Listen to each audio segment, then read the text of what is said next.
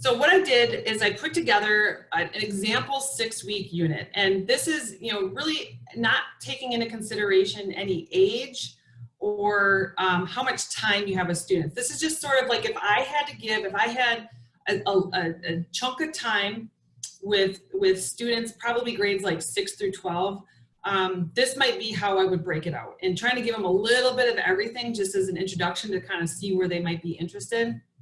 So I focused on the code, the fly, and the part 107. So I always say, the week before you get started, you want to build that excitement. Show some videos, have a bulletin board, have something that's really trying to build that excitement for your students. And then week 1, I always say to go over safety procedures first. That's kind of the boring stuff, but it's also very important information for the students to have.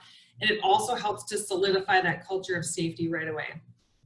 But then you also want to give them an introduction to flight. So when you're teaching people how to fly manned aircraft, you get them in an airplane right away. You get them excited, it motivates them, it helps to just show them what they're working towards. So you don't necessarily have to go let them all fly their drones right away in week 1, but you could do a demo flight.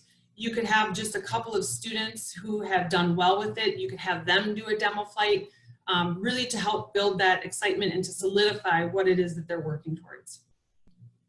And then in week 2, if you've taught any coding before, if you've done any coding, the first project anybody does with any sort of programming language is typically called the Hello World project. And it's just a very simple program to get up and running and going and just make it work, right? And so you always have it output Hello World onto the screne. So what I have seen a lot of, and DroneBlocks uses this too, and I've seen a couple other people use this as well, is sort of the first thing with the drone, Tello drone is the Hello Tello.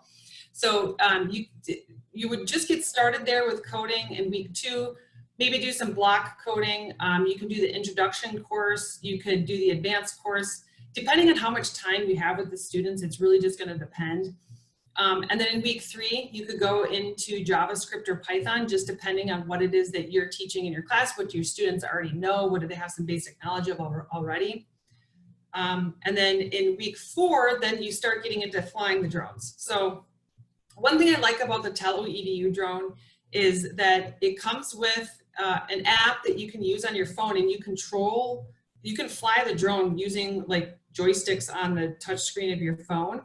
It's kind of weird because it's flat on your phone, but what you can do is you can get a Wi-Fi game controller, and I can find the list, but there's a list online of all the different game controllers that work with the Tello EDU drone.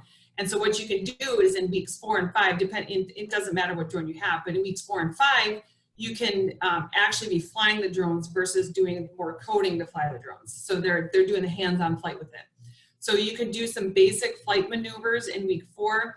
So you're going to introduce them to some basic principles of flight. So you're going to introduce them to climbs, descends, rolls, pitch, bank, all that kind of stuff. You can talk a little about the 4 forces of flight, which are lift, weight, thrust, and drag. You can talk about that. You can do some maneuvers to help demonstrate what those look like in flight.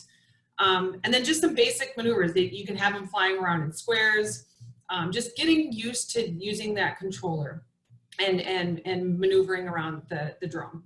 And then in week 5, you could go into some more advanced maneuvers. So this is going to be things like climbing turns and spiraling descents and things like that, putting out obstacles that the students need to fly around, fly through, fly under, fly over, just getting that more advanced skill set with flying the drone. And then in week 6, again, this is really going to depend on the age group because, the Part 107, you have to be 16 in order to take that exam. So, students are 15 years old, they can certainly get started studying for that. But the Part 107 is the commercial remote pilot certificate that the FAA offers. So you could introduce them to it. You're not going to get through all that material in a week. I'm assuming you don't have, a good solid chunk of 12 to 15 hours with students in a week, but you could certainly introduce it. And then students could research different careers using drones. So it's not always just, I'm going to become a drone pilot, I'm going to fly around drones. That's not always what it is. Drones are very much used.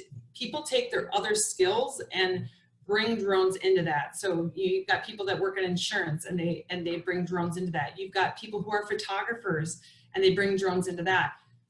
Filming filming movies now. We're not using helicopters as much anymore. We're using drones for this. Way back in the day, I used to fly aircraft, manned aircraft, to help take pictures and help take police officers up around to take pictures. Now that all that can be done with drones nowadays. So you can have students research all the different types of careers, that they're not necessarily just becoming a drone pilot. It's a different career that could use drones as part of that career.